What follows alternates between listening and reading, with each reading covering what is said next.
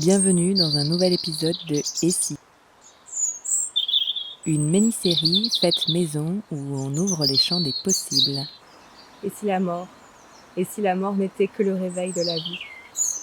La vie est un long rêve, plus ou moins paisible, et à notre mort, d'un coup, on se souvient de pourquoi nous sommes allés sur cette terre, choisir cette incarnation,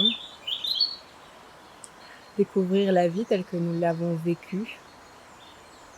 On comprend les différents liens que l'on a eus avec toutes les personnes que l'on a pu rencontrer. En tout cas, c'est l'hypothèse que j'aimais.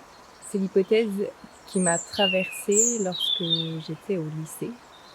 Si cette idée fait écho en vous, je vous invite à aller regarder le film qui s'appelle No Solar. Oui, je sais, j'ai un super accent.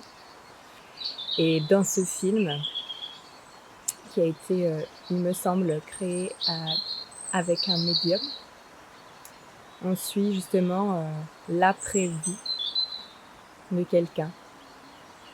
Et donc on se rend compte de la richesse de ce qui nous attend après la vie. Et c'est pour toutes ces raisons que la mort n'est pas une fin en soi. À ce moment-là de la vidéo, un rouge-gorge vient de se poser sur une branche juste au-dessus de moi.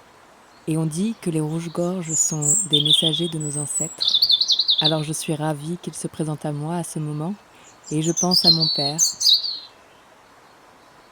Je ne suis pas certaine de la véracité de tout ce qui est partagé dans ce film, No Solar, mais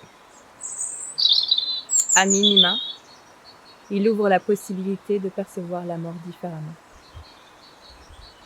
Et finalement, c'est ce qui importe. Ne pas percevoir la mort comme une fin, mais comme un nouveau départ. Alors, j'embrasse tous mes ancêtres,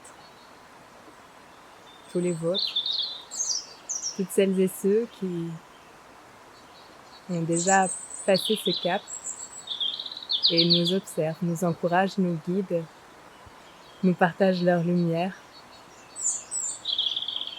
Voilà. Merci à vous. À bientôt.